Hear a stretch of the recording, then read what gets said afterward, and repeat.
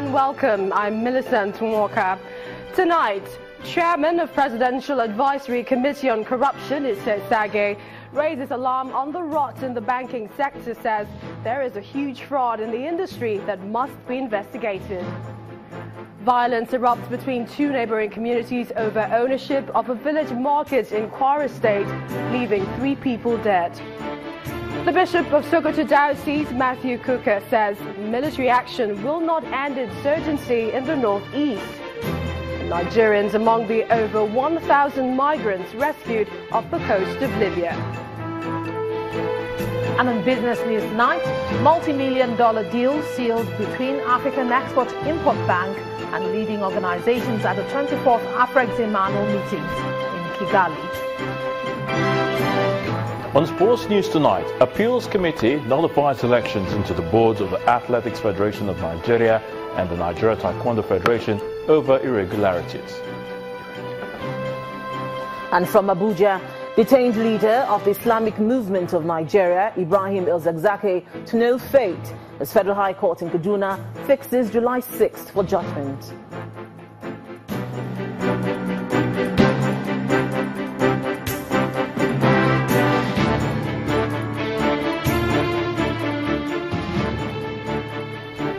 We begin tonight with what seems to be an alert by the chairman of the Presidential Advisory Committee Against Corruption.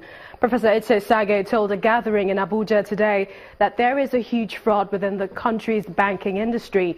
He explained during a conference on financial system integrity improvement in Abuja that there is a need for security operatives to unravel this corruption. Private sector fraud, particularly in the banking sector, is enormous. And I'm therefore glad that we are here today to look at aspects of that. Much has been achieved, although this is not appreciated by the general public. There's nothing like subsidy scam anymore. At its height, over 2 trillion a year was being siphoned out of the country. People were collecting the money with the names of sea vessels that were either non-existent or were in faraway territories. That bleeding has been staunched. Much has been recovered in terms of stolen assets. A lot has been recovered. Although not much has yet been achieved in the area of conviction for corruption and financial fraud, there has been some which tend to be overlooked. It wasn't meant to be another corruption summit, but the 5th annual lecture of Dr. Christopher Collody on business integrity provided the platform to reviewing the nation's status as regards the anti-graft war. Now, the acting president, who was a special guest at the event, said that government is going to come harder on corrupt officials. Christopher Collody Annual Lecture on Business Integrity, organized by the Integrity Organization, an institution launched 20 years ago in reaction to corruption and poor governance. The theme for this lecture is Prevention is Better Than Cure. To make sure that I completed the tasks that... The Convention on Business Integrity sets the tone for an instructive session to drive home the message that integrity pays, using role models like Nigeria's former High Commissioner to the United Kingdom, Dr. Christopher Collody, to inspire the virtues of integrity and transparency amongst youth. We continue to, I think, produce role models who typify the message that the Convention on Business Integrity seeks to put out. And at the core of it is that integrity pays. This advocacy soon turns into a strong declaration as Dr. Christopher Kolade calls on Nigerian leaders to ensure the country is counted as a nation of integrity in the Committee of Nations, while also urging Nigerians to stop celebrating people who have corruptly enriched themselves. Those who are applying the cure to corruption in this country should understand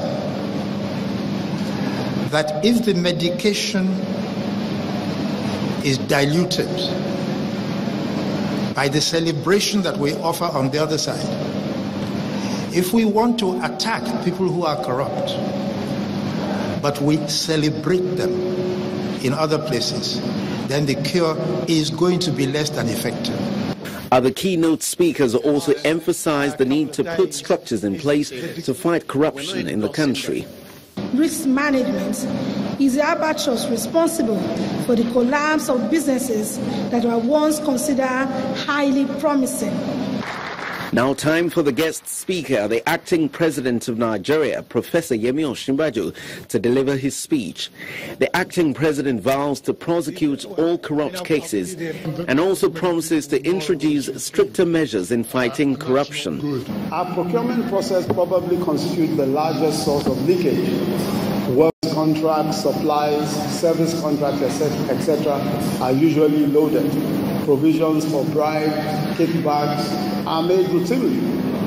And so our thrust is to work hard on opening up all those processes to greater scrutiny.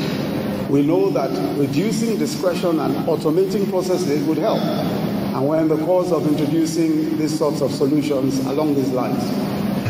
As the federal government continues its war against corruption, the need to strengthen institutional capacity with a culture of integrity and transparency would go a long way in achieving good governance.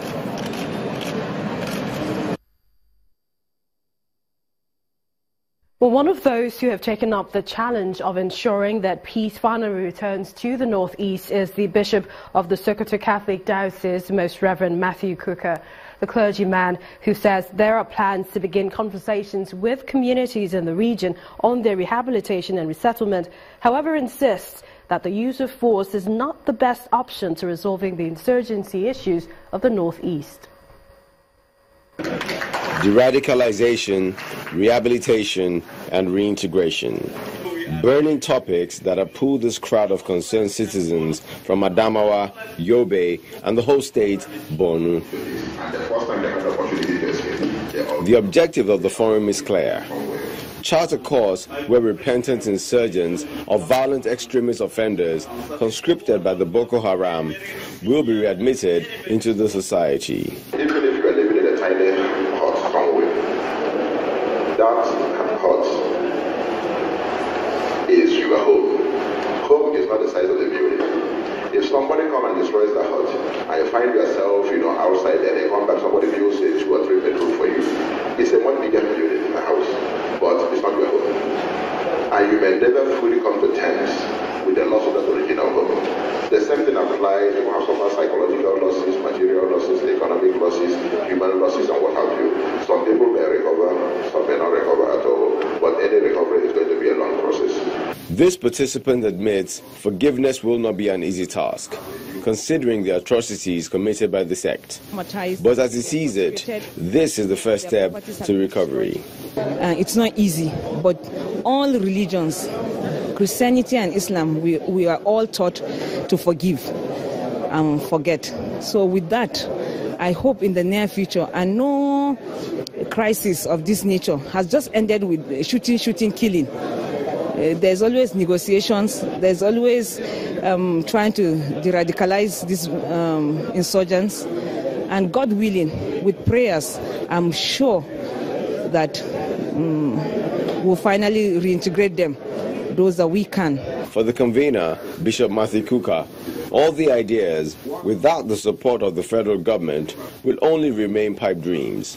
So those in authority must garner courage to make it work.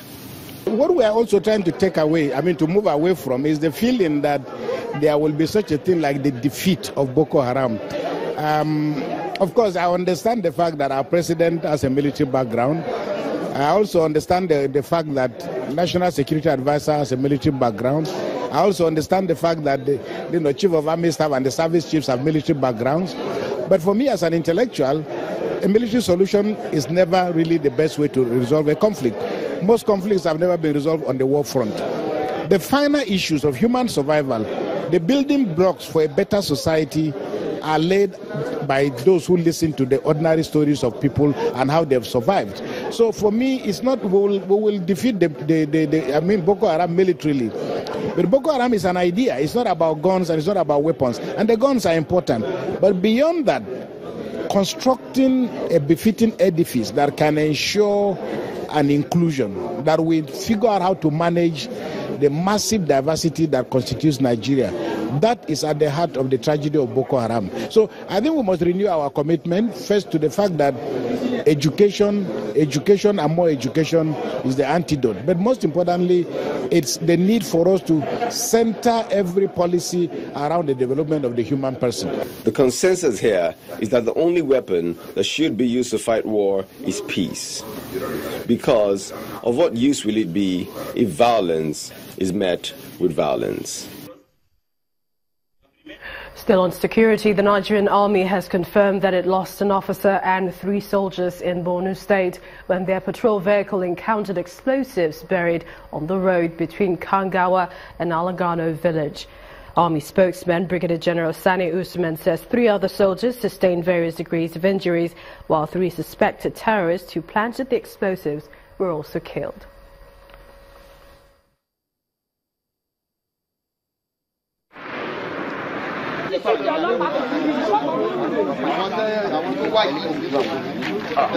These are scenes of fresh clashes that broke out between 2 neighboring communities in Kwara State, where 3 persons were feared dead, houses burned and several others injured.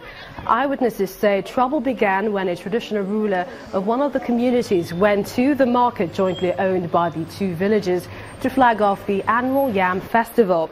But according to reports, the other traditional ruler was not pleased and is alleged to have stormed the market with armed youths to dislodge them. Soldiers have since been drafted to maintain law and order.